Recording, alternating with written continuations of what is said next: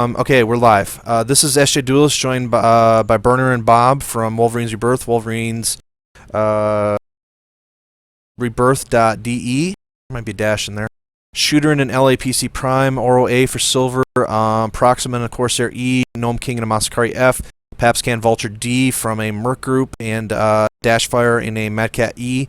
That Vulture D is BV4, but because it comes from a Merc Group, guys, the BV doesn't count. Isn't counted towards the total. So ATM heavy list. Opposing them will be Vivisector and a Thanatos B, Eratan and a Loki A, Mr. Grey and a Ryakin D, Omni and an Owens Prime, Sudibor and an Pona B and an Awesome Prime from Milos. Given those lineups, how do you guys feel about the two teams' chances from the get-go? Oh, the Russians have got better range. They're PPC heavy. Mm-hmm. It's definitely a big advantage for the Russians because they were so good at kiting. So, and yeah, the other team will have a big problem against them. So, okay, I'm going to follow the ELH team playing as the neutral planet defense force for planet. There's a good one, Acamar. And if you want to follow the other team, which is the Duchy of Small, represented by a bunch of mercs, some SJ members, a couple other guys in there, that would be great. I know that the strategy, I was in the room forming the strategy with them, and they're basically going to try and have They're basically going to try and have Proxima annoy them with the Light Gauss Corsair, report their movements, and then have the BA move up. If you were Eridani and you now know you're facing an aircraft, how would you be responding right now, guys?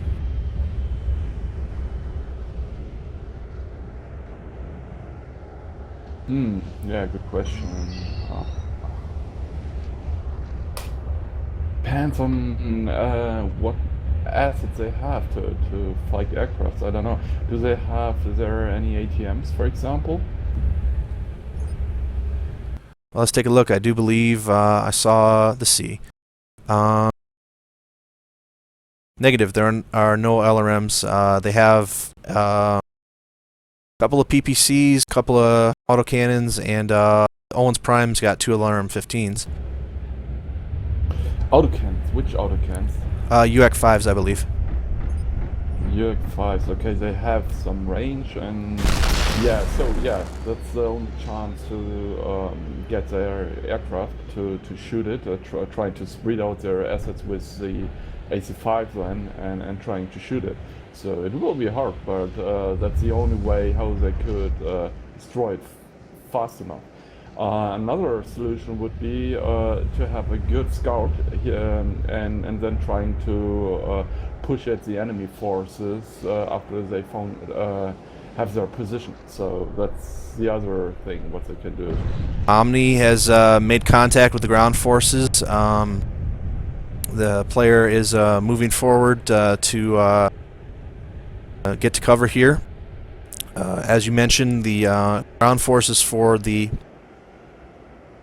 defenders are much better range, and also they they're facing one less carrying asset, so they could certainly move in and try and take out the ground forces by rushing.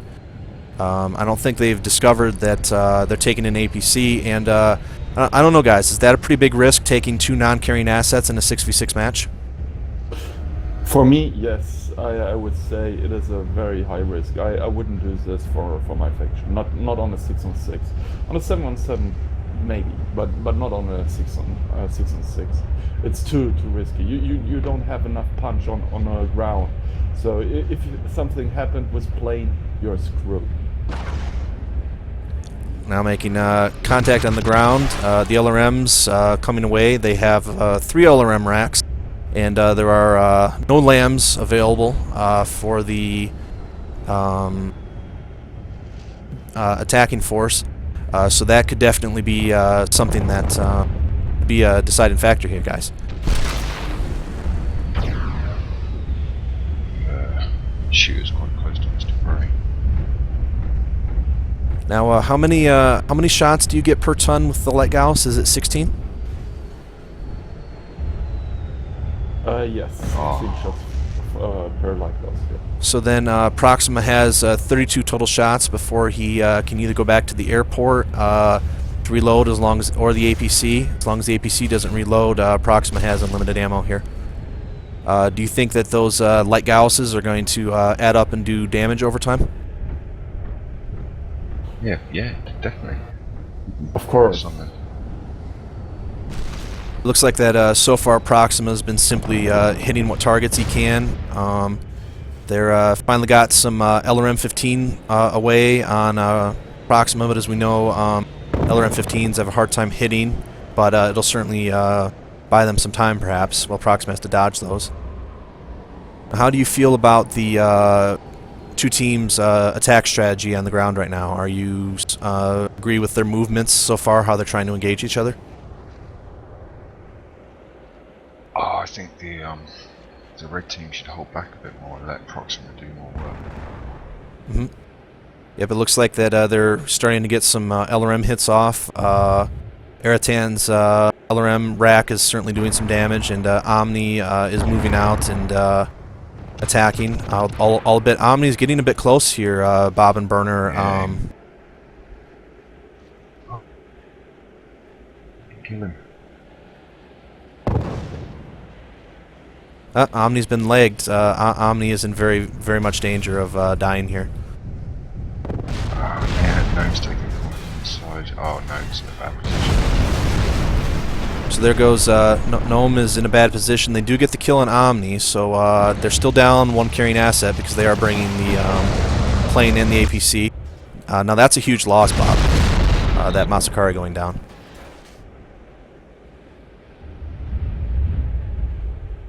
Has Shooter been able to attack anything as the battle armor? It's I hard. don't know. On this terrain, it's pretty hard because you don't have enough cover to work well as a BA. Mr. Gray just lost one of his sides. That Masakari is a pretty huge loss. 2 heavy large lasers and an ATM-12 rack. Yeah, Dash Fire's taking fire. Oh, he could do quite a lot of damage if he was just... There we go. This is the second time in as many battles that we've seen a team take that Mad Cat E, and as dangerous as it is, if it's left alone, it really doesn't have a ton of armor to take punishment, as we see Shooter now in range, plinking away at Vivisector and Mr. Gray a bit here. Proxima's now getting a shot off at Mr. Gray. I think Proxima's been gone for a while, it sounds like, so I think he's went back to reload ammo. Yeah. You feel either team has an advantage right now? But Proxima is attacking right now. He's attacking... Mr. Gray is down. Mr. Gray, one of their best skilled pilots, and one of their, if not the drop commander, certainly one of the sub commanders, and that's a big loss for them, especially in that Ryakin. Seems like the teams are trading pretty good right now, but you have to wonder if Dashfire is not dead or heavily damaged. Trying to take down Vivisector, who's probably the commander at this point, or was the commander. So that just leaves Milos in his now he's going to take out Dashfire here, I think. Awesome to carry a...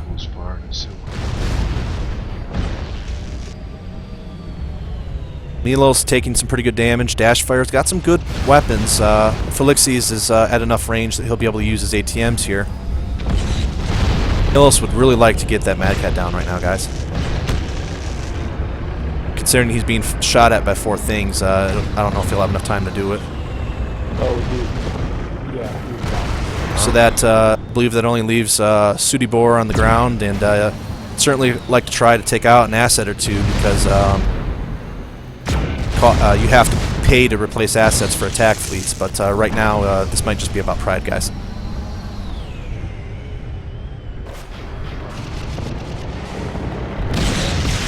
They do get the Mad Cat, so he was able to remove a very expensive and high BV asset for one of his enemy factions, so in a future engagement that could cost them, but a bit of a surprising battle. The the gamble pays off, guys. And do you have any other thoughts before we close out the video for the map?